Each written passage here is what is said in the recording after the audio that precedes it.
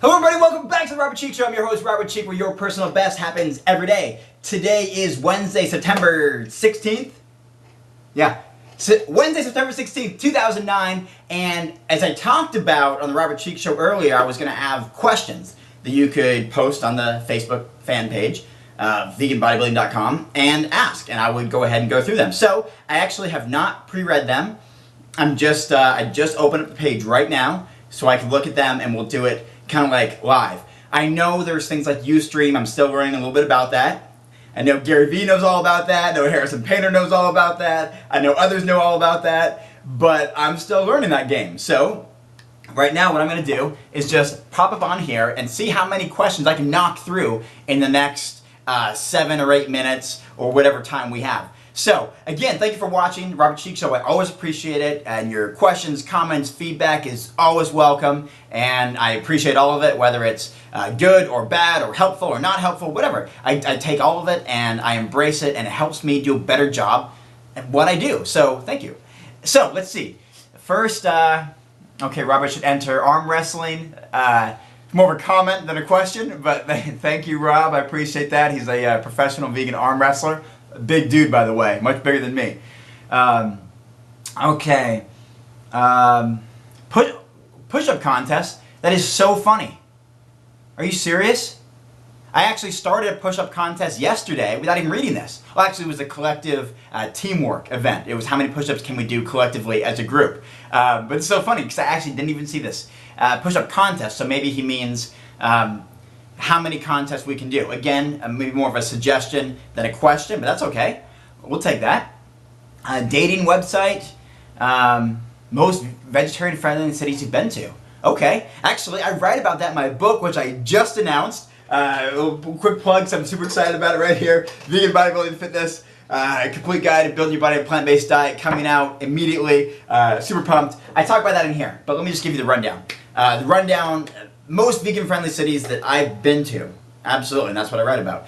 Portland, Oregon, Los Angeles, California, Seattle, Washington, San Francisco, California, Orlando, Florida, Washington, D.C., smaller towns, Eugene, Oregon, great place, Victoria, British Columbia, Vancouver, British Columbia.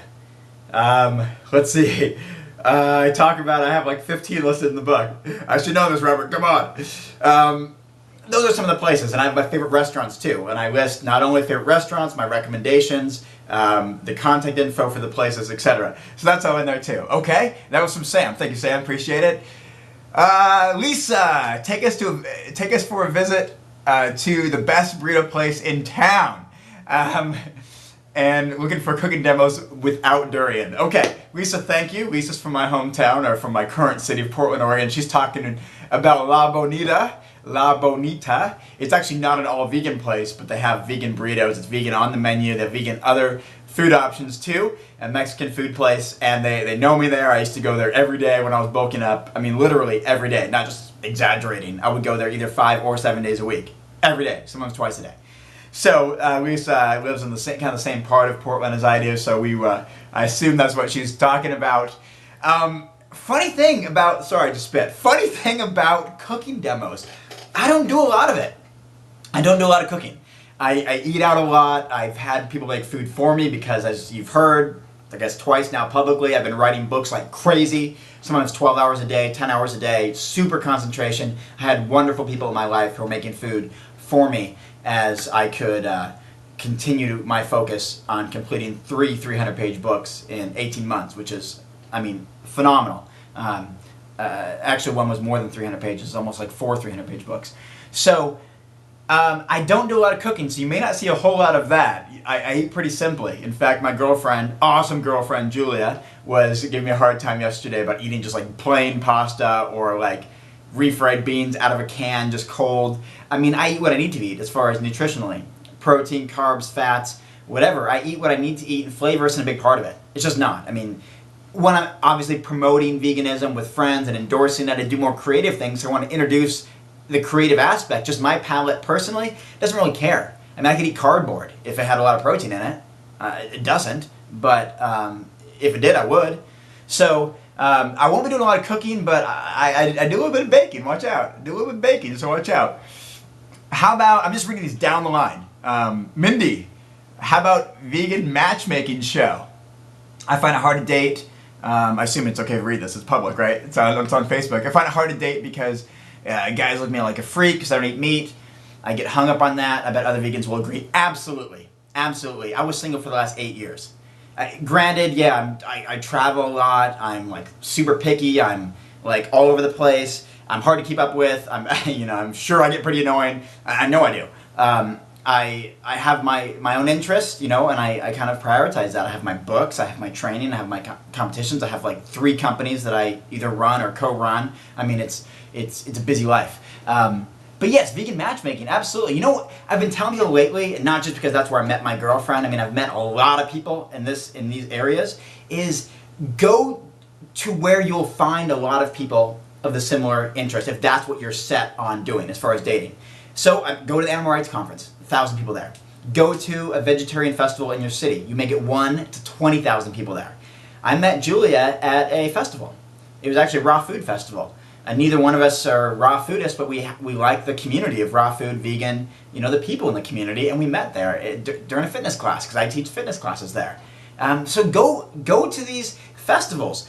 Go where there's going to be 5,000 vegans mingling around, walking around, and go listen to some of the talks. Go talk to people.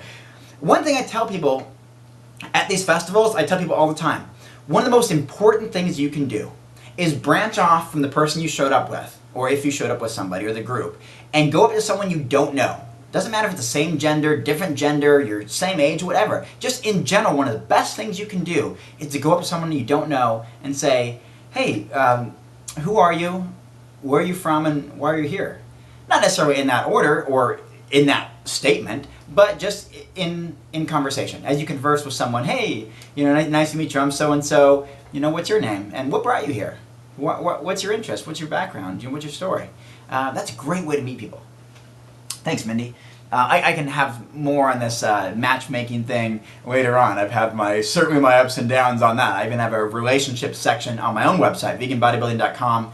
On the forum, there's a relationship section. A bunch of people have met there. Some live together now. A number of couples live together. I mean, some didn't work out, but many have. So check that out. I'm going to come around like I haven't done in quite a while. I'm going to check the time and see how we're doing. Let's see. Whoa, we have 2 minutes. Wow, time sure goes fast when we're answering a lot of questions. Susan. Busting weightlifting stereotypes. Sure.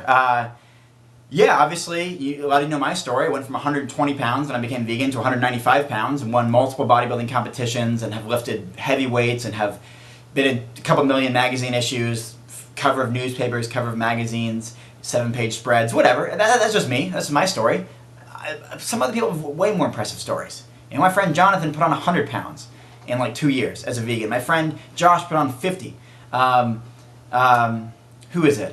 Phil, I think, put on 55 pounds. I think a guy named Ethan on my website now said he dropped, or not dropped, but jumped up 20 pounds, something like that. So yeah, we can talk about some of those stereotypes. We'll get into more of that later. The importance of building community. Thanks, Ed. I appreciate that. That is going to take, I need a whole show. I need like a part 1, part 2, part 3, part 4, part 5, part 6. I need a full hour on building community because I think that's what I've done better than anyone in this industry as far as the vegan bodybuilding part. I'm not just saying that to sound like some arrogant jerk. I'm saying that from recognizing that 10 years ago is what meant so much to me that I dedicated 16 hours a day to it every day for 10 years. And that's why the communities are in place. And that's why they thrive. And that's why I've met so many people in person from these communities. That's why we have 2,200 members on this Facebook group in like 8 weeks. Because I know about building community. I want to talk a lot about that. I think we're running out of time. Thank you for the question, Stephen. Your question is up next. And I've got a bunch more to go through, so we'll have a part 2 of this, and we'll try to do more live stuff soon. So thank you for watching the Robert Cheeke Show, where your personal best happens every day. Go out there and get it.